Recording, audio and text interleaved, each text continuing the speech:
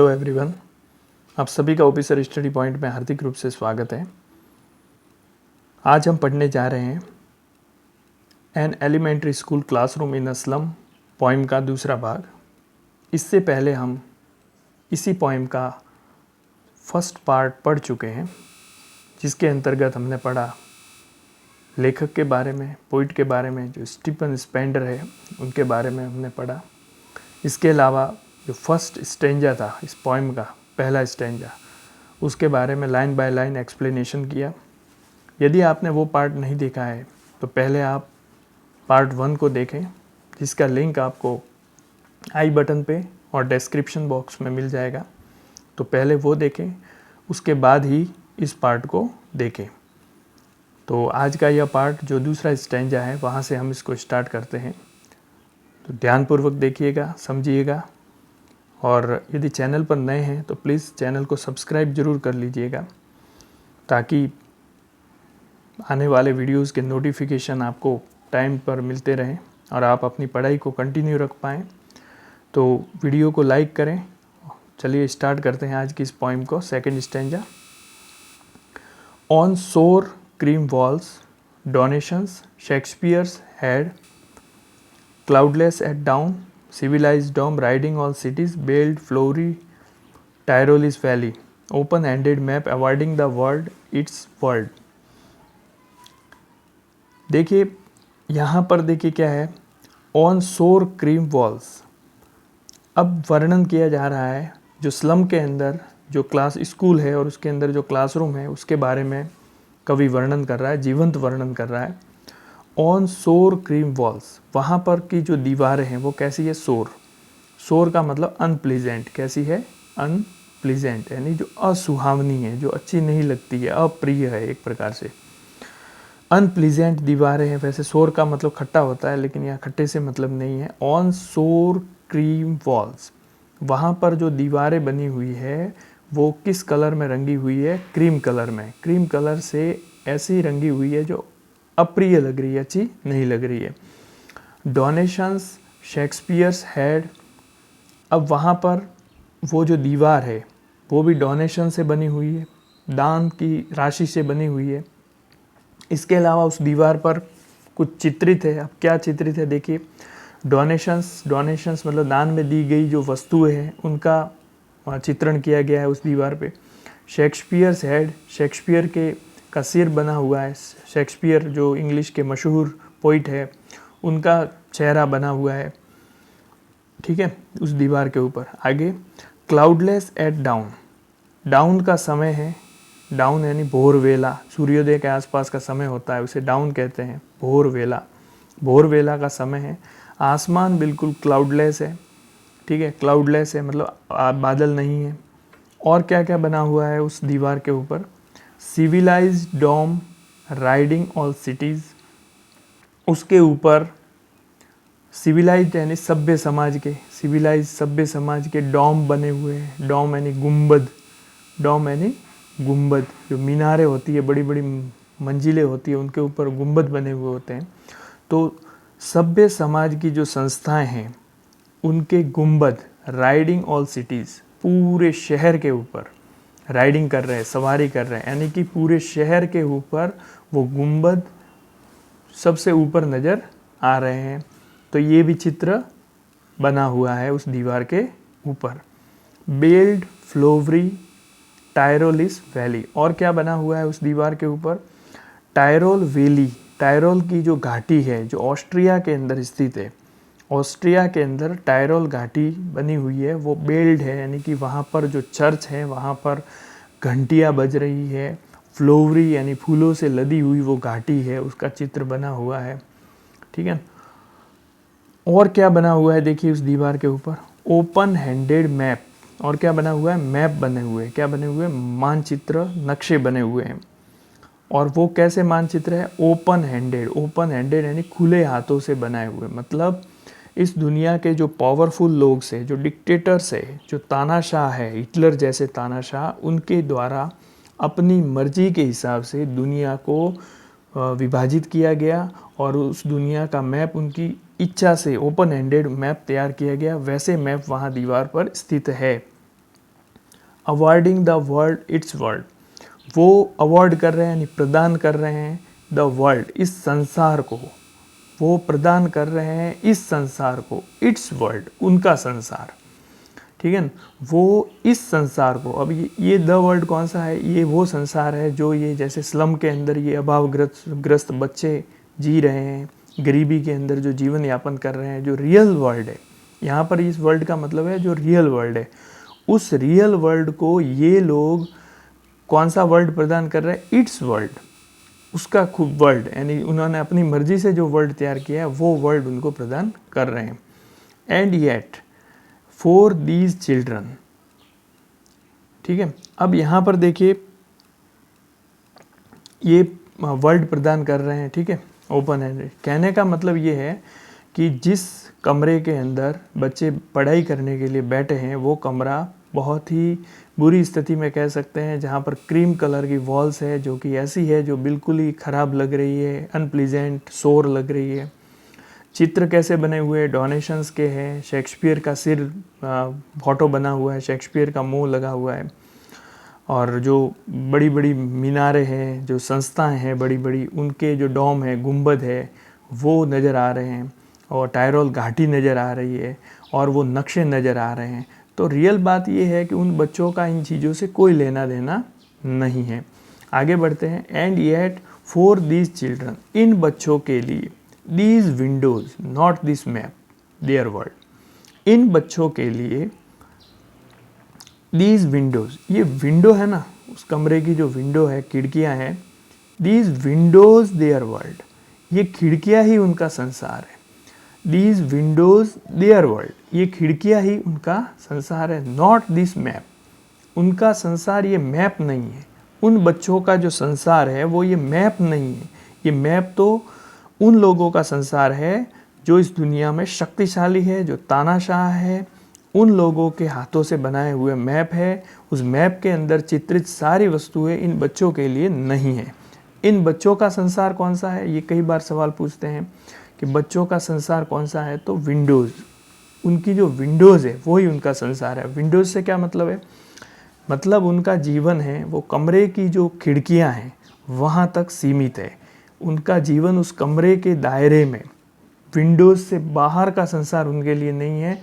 Windows के दायरे के अंदर आने वाले जो कमरा है वही उनका संसार है। Where all their future painted with a fog, जहाँ पर उनका पूरा संसार पेंट किया हुआ है फॉग से। फॉग का मतलब होता है धुंध, धुंध की स्थिति होती है जहाँ कोहरा मच जाता है, कोहरा जिसमें आगे कुछ दिखाई नहीं देता। तो इनका जीवन ऐसे ही स्लम के अंदर, ऐसी ही परिस्थितियों के अंदर धुंध से पेंट किया हुआ है। मतलब इनका भविष्य बिल्कुल धुंधला भविष्य है जो बिल्कुल ही ब्राइट नहीं है। इनका भविष्य बिल्कुल ही अंधकार में है। आगे बढ़ते हैं। A narrow street sealed in with a lead sky far far from river, caps, stars of world. इनका जो जीवन है वो कैसा है, नैरो स्ट्रीट के अंदर सील है। नैरो, नैरो यानी संकरी, बिल्कुल संकड़ी गली है, तंग गली है, साइड उसके अंदर सील्ड है, बंद है। In with a lead sky, एक लीड स्काई यानी नीला धूसर, लीड का मतलब नीला धूसर, जो स्काई आकाश है उसके अंदर, उसके नीचे जो संकरी गली है उसमें इनका जो भविष्य है वो एक प्रकार से सील है, कैद है। Far far from rivers, caps and stars of words, जो शब्दों का जो संसार है जिसके अंदर रिवर्स यानी नदियां हैं, कैप्स यानी अंतरीप है, और स्टार्स यानी तारे हैं। इन चीज़ों से, इन शब्दों से इनका जीवन बहुत ही फार फार फ्रॉम, बहुत बहुत बहुत दूर है। ठीक है, इनका संसार इनसे बहुत दूर है। फार फार फ्रॉम, इसमें एलिट्रेशन, फिगर ऑफ स्पीच है, अनुप्रास अलंकार है। आगे बढ़ते हैं। Surely Shakespeare is wicked the map a bad example with sheeps and sun and love tempting them to steal for these lives that slyly turn in their cramped halls from fog to endless night. अब यहाँ पर देखिए, अब आगे कवि कह रहा है कि श्योरली, निश्चित रूप से, शेक्सपियर इज वीक्ड, यहाँ पर जो शेक्सपियर का चित्र है वो वीक्ड है, वीक्ड मतलब बुरा, इन बच्चों के लिए बुरा है, मतलब अर्थहीन है। यहाँ शेक्सपियर से उन बच्चों का कोई लेना देना नहीं है। The map a bad example, और ये जो मैप जो दीवार के ऊपर लगाया हुआ है ये एक बुरा उदाहरण है, बैड एग्जाम्पल है, क्योंकि इस मैप से इन बच्चों का कोई वास्ता नहीं है। With sheeps and suns love tempting them to steal, उल्टा क्या होता है जब ये बच्चे इन मैप्स के अंदर शीप्स को देखते हैं, जहाज़ों को देखते हैं, सन यानी सूर्य को देखते हैं, लव यानी प्यार को देखते हैं, क्योंकि जो बाहर का संसार है जिसके अंदर शिप्स भी है, जहाज भी है, सूर्य भी है और प्यार से भरा हुआ संसार है, वो उन बच्चों को क्या करता है, टेम्पटिंग करता है, यानी कि आकर्षित करता है। उनको क्या करता है, बच्चे उन चीज़ों से क्या होते हैं, बहुत ही प्रलोभित होते हैं और इस वजह से इनको वो पाना चाहते हैं, और पाना चाहते हैं तो वो इन मैप की वजह से वो इनको स्टील यानी चुराने के लिए प्रेरित होते हैं। वो इनको चुराना चाहते हैं, क्योंकि उनको मिला तो नहीं है ये चीज़ें, तो वो इनको चुराना चाहते हैं। इसलिए कहा है कि map is a bad example, जो मैप है वो बुरा उदाहरण है, क्योंकि उल्टा बच्चे इससे इन शीप, सन और लव की चोरी करने के लिए प्रेरित होते हैं। 4 lives that slightly turn in their cramped halls from fog to endless night, क्योंकि उनका जो लाइव्स है, लाइफ का बहुवचन है लाइव्स, ठीक है ना। लाइफ जो शब्द है LIFE, उसका F ही हट के VS लगता है। 4 lives, उनका जो जीवन है, दैट स्लाइली टर्न इन, जो कि स्लाइली यानी चालाकी के साथ, turn in their cramped hall, cramped यानी संकरी या तंग जो उनकी हॉल है, हॉल यानी मांद, जैसे कुत्ता एक मांद के अंदर रहता है, वैसे ये लोग स्लम के अंदर रह रहे हैं, एक संकरी हॉल के अंदर रह रहे हैं एक प्रकार से। तो उनके अंदर उनका जीवन चल रहा है, और जो उनकी ज़िंदगियां हैं, लाइव्स है, वो चुपके से चलती रहती है।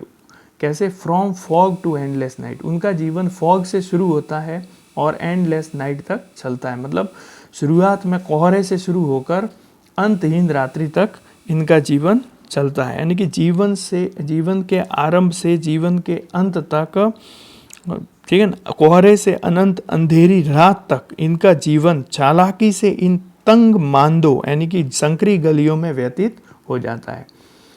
आगे बढ़ते हैं। On their slag heap, slag का मतलब होता है कबाड़ा या गंदगी, ठीक है, और हीप यानी कि ढेर। ये बच्चे स्लैग हीप के ऊपर, मतलब कोई गंदगी के ढेर के ऊपर चक्कर लगाते हैं, घूमते रहते हैं। These children wear skin peeped through bye bones and spectacles of steel, ये बच्चे पहनते हैं। दीज चिल्ड्रन वियर यानी पहनना, स्किन्स, जो स्किन्स इन्होंने पहनी हुई है, मतलब जो त्वचा इनके जिस त्वचा से ये ढके हुए हैं, peeped through bye bones and, वो उनके अंदर से जो बोन्स यानी हड्डियाँ, वो पीप थ्रू करती है यानी झांकती है, उस त्वचा में से इनकी हड्डियाँ झांकती है। मतलब वो इतने कुपोषण के शिकार है, इतने कुपोषण के शिकार है कि उसकी वजह से उनकी जो हड्डियाँ हैं वो भी उनकी चमड़ी से बाहर दिखाई देती है। And spectacles of steel with mended glass, और उन्होंने जो स्पेक्टेकल्स पहने हुए यानी जो चश्मे पहने हुए वो स्टील के हैं, और मैंडेड ग्लास जिसमें मरम्मत किए हुए कांच लगे हुए हैं, क्योंकि वो इतने गरीब हैं कि ऐसे टूटे फूटे जो कांचों से बने चश्मे वो पहनते हैं। Like bottle bits on stone, और वो जो टूटे फूटे मरम्मत किए हुए जो कांच है वो कैसे दिखाई दे रहे हैं, जैसे कि बोतल की बीट्स यानी टुकड़े, ऑन स्टोन, जैसे कि बोतल के टुकड़े हो पत्थर के ऊपर, उस टाइप से नज़र आ रहे हैं। यहाँ लाइक का प्रयोग हुआ है, ध्यान दीजिएगा, ठीक है। हाँ, तो यहाँ पर सिमिली होगा। All of their time and space are foggy slum, इन लोगों का पूरा समय और पूरा स्थान केवल इस फॉगी स्लम तक सीमित है। इस धुंध से भरी हुई गंदी बस्ती तक ही इनका जीवन सीमित है, इससे बाहर इनके कोई मतलब ज़िंदगी है ही नहीं। So blot their maps with slum as big as doom, इनकी जो स्लम्स है ना, स्लम्स जो गंदी बस्तियाँ, वो उतनी बड़ी है जितना डूम का मतलब नरक जैसी स्थिति है, ठीक है। ये जो इनकी गंदी बस्तियां हैं वो डूम जैसी है, नरक जैसी है। So blot their maps, so blot का मतलब होता है कलंक, मैप्स, इसलिए ये जो गंदी बस्तियां हैं ये इन मैप्स के ऊपर एक प्रकार से कलंक है, क्योंकि मैप्स के अंदर तो बड़ा सुनहरा संसार दिखाया जाता है, जबकि ये रियल जो वर्ल्ड है जो वो नरक की तरह है, गंदी बस्तियां नरक की तरह है। आगे कवि अब उन लोगों से रिक्वेस्ट करता है, अपील करता है जो ऐसी संस्थाओं को चला रहे हैं और जो गवर्नमेंट बॉडी के अंदर शामिल हैं, उनसे रिक्वेस्ट करता है कि इनके जीवन के अंदर बदलाव लाया जाए। ठीक है, तो अब देखिए क्या कह रहा है, unless governor, inspector, visitor, this map becomes their window, these windows that shut upon their lives like catacomb, break open till their break the town. अब देखिए क्या कह रहा है इसमें, अनलेस का मतलब यदि नहीं। ठीक है, अनलेस का मतलब क्या होता है, यदि नहीं, इफ नॉट। गवर्नर मतलब जो उन संस्थाओं को जो चलाते हैं, गवर्न करते हैं। ठीक है, इंस्पेक्टर जो इन संस्थाओं का निरीक्षण करते हैं, विजिटर जो प्रबुद्ध लोग जो इन संस्थाओं को विजिट करते हैं, इन पर निगरानी रखते हैं। This map becomes their window, ये मैप, अब कवि कह रहा है कि जब तक ये गवर्नर है, इंस्पेक्टर है, विजिटर है, ये इस मैप को इनका विंडो नहीं बना देते। इस मैप जो है, ये जो संसार जैसा दिख रहा है, उसको उन गरीब लोगों का, इन स्लम में पढ़ने वाले बच्चों के लिए विंडो बनाना चाहिए। मतलब इनका जीवन जिस विंडो तक सीमित है, मैप को विंडो बनाओ ताकि ये भी बाहरी संसार को देख सके। And these windows that shut upon their lives like catacomb, और ये जो इनकी जो विंडोज़ है, जिन्होंने इनके जीवन को शट कर दिया है, बंद कर दिया है, उनके जीवन को, लाइव्स को, लाइक कैटाकॉम्ब, जिस तरह से कैटाकॉम्ब्स होता है। कैटाकॉम्ब्स का मतलब जो अंडरग्राउंड टॉम होती है, मतलब कब्र होती है अंडरग्राउंड, उसको कहते हैं कैटाकॉम्ब। ठीक है, अब ये कैटाकॉम्ब वर्ड इस बार बोर्ड परीक्षा के अंदर आया था, जिसमें जिसका वो सिनोनिम पूछा गया था। तो इसका सिनोनिम एक तो टुम होता है, TOMB। ठीक है, टुम यानी कब्र होता है। तो उनके जीवन को जिस तरह से इन विंडोज़ ने कब्र के अंदर दफन कर रखा है, तो अब कवि रिक्वेस्ट करता है गवर्नर, इंस्पेक्टर और विजिटर से। ये भी कई बार सवाल पूछता है कि कवि किससे रिक्वेस्ट करता है, तो आपको तीनों नाम याद रखने हैं। जैसे पूछ लिया कि किससे नहीं करता है, तो गवर्नर, इंस्पेक्टर, विजिटर के अलावा जो भी होगा वो नहीं होगा। Break open till they break the town, तो कवि इनसे कहता है कि इनकी जो ये विंडो है ना, जो इनको बांध के रख रही है, एक सीमित संसार के अंदर रख रही है, उस विंडो को ब्रेक कर दो, तोड़ दो। ठीक है ना, इनके बीच की जो दूरी है, इस मैप और इनकी जो ये वर्तमान ज़िंदगी के बीच की जो दीवार है, उसको ब्रेक कर दो। ब्रेक, अरे ब्रेक कर दो, तोड़ दो।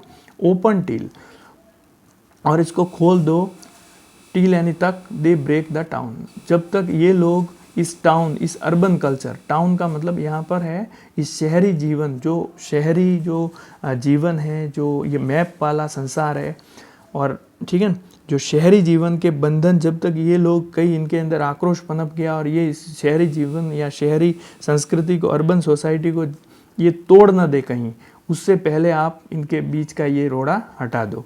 आगे बढ़ते हैं। And show the children to the green fields, और इन बच्चों को ग्रीन फील्ड्स को शो करवाओ, मतलब हरे भरे खेतों में ले जाओ इनको। And make their world run Azure on green sand, इनको मतलब खुले संसार के, ग्रीन फील्ड का मतलब यहाँ है खुले संसार के अंदर इनको ले जाओ। एंड मेक देयर वर्ल्ड, और इनके संसार को रन एज्यूर, एज्यूर का मतलब आसमानी रंग, ऑन गोल्ड सैंड, इनको है ना, जैसे इन बच्चों को समुद्र तट पर ले जाओ। क्या मतलब है इसका, समुद्र तट पर ले जाओ जहाँ पर गोल्ड सैंड, सैंड का मतलब बालू, मिट्टी होती है। तो सूर्य के किरणों में रेत के कण सोने की तरह चमकते हैं, इसलिए इनको गोल्ड सैंड कहा गया है। ठीक है, और एज्यूर यानी आसमानी। ठीक है, तो इनको खुले गगन के नीचे और खुली जगहों पर ले जाओ, प्रकृति के सानिध्य में ले जाओ, बीच के किनारे ले जाओ जहाँ पर गोल्ड सैंड है, सूर्य की रोशनी के कारण जो रेत के कण हैं वो सोने की तरह चमकते हैं, वहाँ ले जाओ। And let their tongues run naked into books, और उनकी टंग्स है, उनकी जीभ को चलने दो, खुले रूप से चलने दो, बुक्स के ऊपर, किताबों पर चलने दो, यानी उनको किताब पढ़ने का अवसर मिले, उनको पढ़ने का अवसर मिले, बाहरी दुनिया को देखने का अवसर मिले। White and green leaves open, उनके लिए किताबों के वाइट पन्ने और प्रकृति के ग्रीन लीव्स यानी हरे पन्ने ओपन कर दो, ताकि प्रकृति खुले, प्रकृति को वो निहार सके। ठीक है, उनके लिए, मतलब उनके लिए भी ये जो खुला संसार है, जो इतना विस्तृत संसार है, इसके द्वार उनके लिए भी खोल दो। ये कवि रिक्वेस्ट कर रहा है, किससे कर रहा है, गवर्नर्स, इंस्पेक्टर और विजिटर से। अब लास्ट में कवि कह रहा है history theirs whose language is the sun.